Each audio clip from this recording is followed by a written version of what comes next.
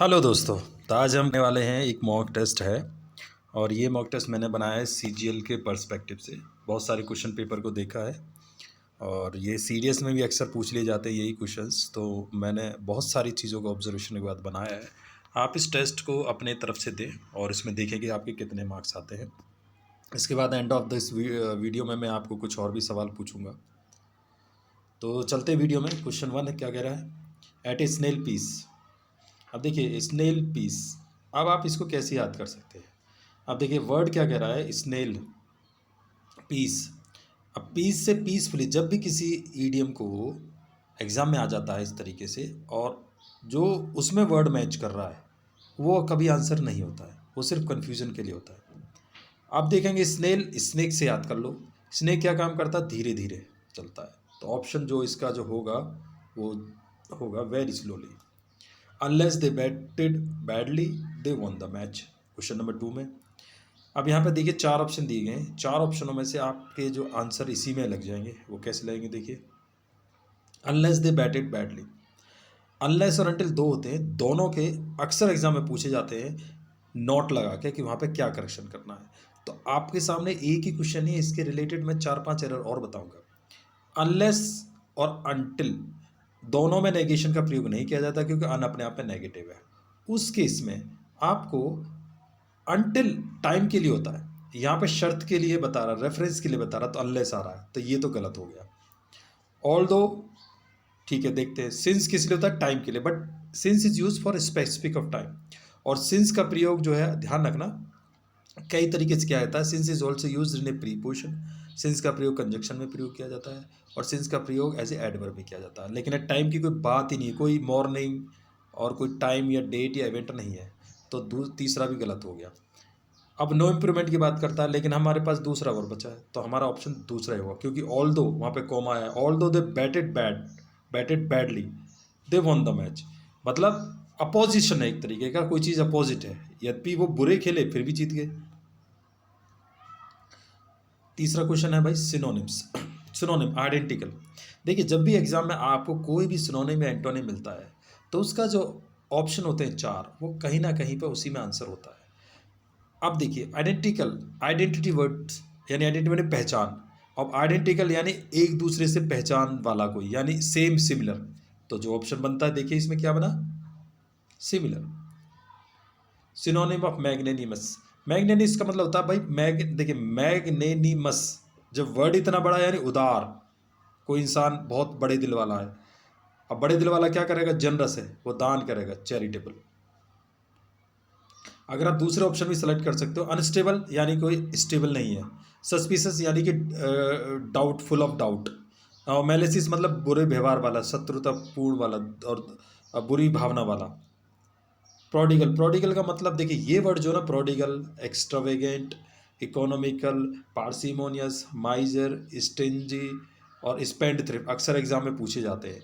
तो इस प्रोडिगल का मतलब होता है खर्चीला यानी एक्स्ट्रावेगेंट, क्योंकि हम सिनोनिम ढूंढ रहे हैं तो option a is the answer है।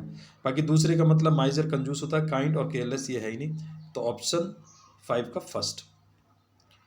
Question number 6 synonym of judicious. Judicious का मतलब होता है full of wisdom. Judicious judiciary से वर्ड से बना है। जुडिशरी मतलब यानी न्यायपालिका, यानी उनके पास दिमाग है, बहुत बुद्धिमानी लोग हैं। तो full of wisdom will be the answer for this question number 6। Synonym of ostentatious. Ostentatious का मतलब होता है, ऑस्टेंटेशन का मतलब होता है कि ये कोई चीज़ को दिखावा करते हैं। ओके, तो कामनेस शांत नहीं, डिक्लेरेशन नहीं, डिसेप्शन नहीं। देखते हैं चौथे में क्या है, ये तो गलत है। चौथे का मतलब होता है पेजेंट्री। पेजेंट्री, अब पेजेंट्री वर्ड से याद आएगा ना, pageant.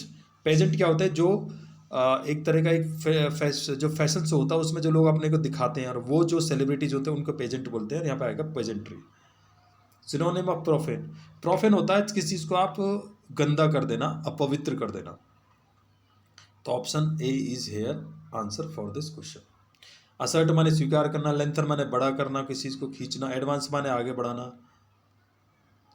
Synonym of Nadir. Nadir का मतलब होता है कोई, नादिर का मतलब होता है कोई चीज़ नीचे है। नादिर मतलब नीचे, यानी bottom will be answer for this.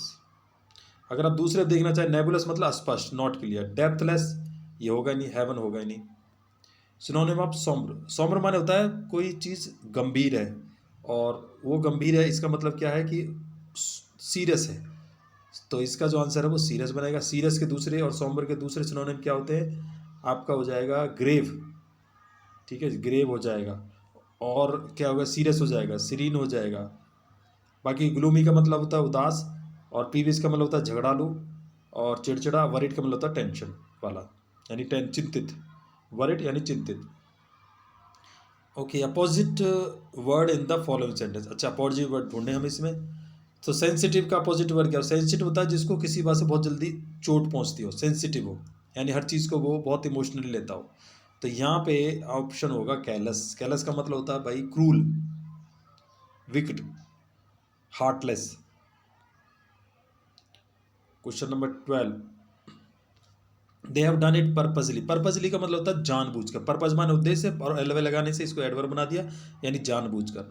इसके दूसरे सिनोनिम होते हैं पर्पजली के, इंटेंशनली, और नोइंगली, और कीनली।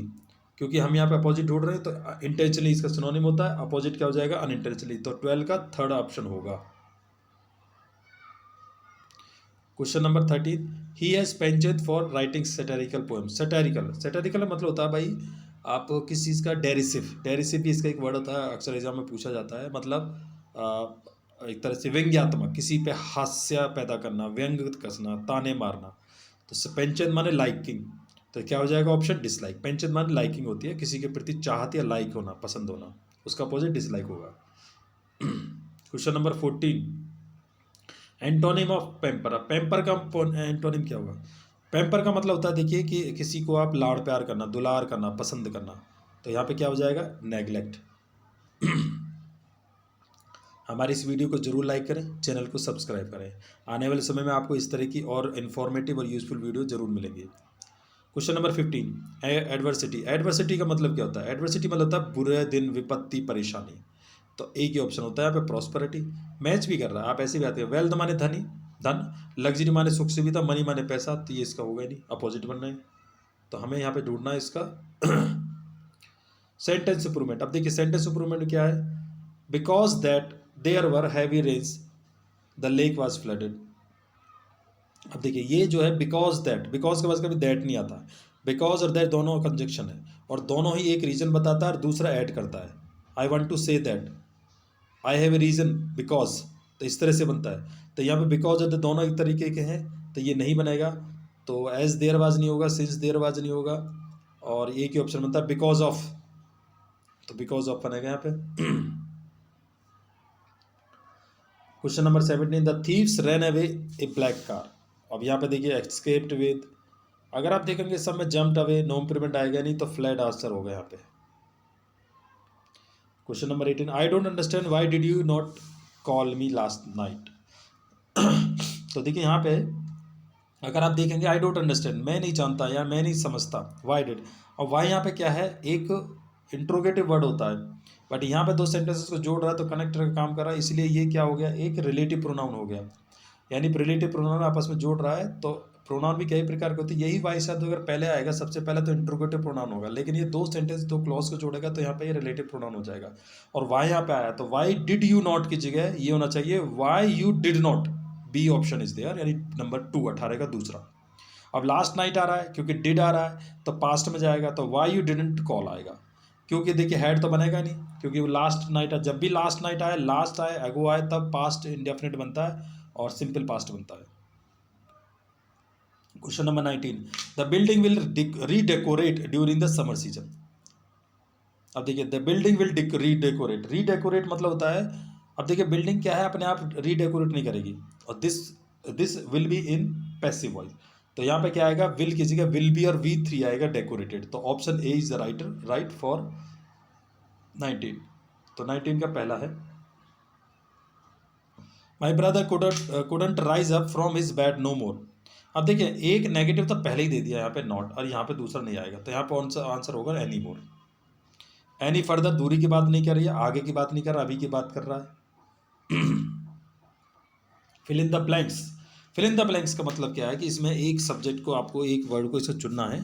तो क्वेश्चन नंबर 21 पे चलते हैं, क्या कह रहा है, देखिए एन एम्प्लॉयमेंट एडवर्टाइजमेंट शुड, अब जो एम्प्लॉयमेंट एडवर्टाइजमेंट होता है वो क्या करता है, वो प्रोवाइड करता है क्या नंबर ऑफ वैकेंसीज? नहीं, वो दे नहीं रहा, घोषणा नहीं कर रहा, कंटेंट रख नहीं रहा, स्पेसिफाई कर रहा, किसी चीज़ को स्पेसिफाई कर रहा है। तो आप इसको आंसर लगाएंगे। Question number 22, it's very kind of you, ये आपकी बहुत ही दयालुता है, बहुत अच्छी आपकी, to comply, to speak at the meeting. Comply होता है कि किसी रूल्स के प्रति कंप्लाई करना, तो यहाँ पे बनेगा नहीं। एक्सेप्ट, एग्री, एक्सेप्ट हमेशा मिस्टेक को करने के लिए होता है, और कनकर का मतलब अघटित होना है। ओके, तो यहाँ पे होगा नहीं, एग्री बनेगा यहाँ पे ऑप्शन। क्वेश्चन नंबर 23, आप जो है एलिमिनेशन से इनको आप हटा सकते हो, तो एलिमिनेट करके देखोगे तो आपको जो है जो उसका करेक्ट आंसर है वो नजर आ जाएगा। I have not seen you, मैंने तुम्हें नहीं देखा है, कब से? अब देखिए, जब भी प्रेजेंट परफेक्ट या प्रेजेंट परफेक्ट कंटिन्यूस टेंस आए तो उस केस में आपका जो टाइम बताया, ए वीक, एक हफ्ता, 2 हफ्ता, 5 दिन, 10 दिन, 15 दिन, 2 साल, 3 महीने, तो ये स्पेसिफिक नहीं है कब से, कौन से। लेकिन अगर आपको मॉर्निंग आ जाए तो since morning, since evening, since yesterday night, since 7 o'clock, तो ये स्पेसिफिक टाइम है, एक पर्टिकुलर टाइम है, स्पेसिफिक है, तब वहाँ पे आपका सिंस का प्रयोग करेंगे। लेकिन यहाँ पे क्या आएगा, फॉर, तो ऑप्शन यहाँ पे दिया गया है, तो आप 23 का जो ऑप्शन लगाएंगे फॉर लगाएंगे। Rajesh does not play cricket and with, आप देखिए यहाँ पे ऑप्शन से पता कर लेंगे, ये इन्वर्जन का केस है।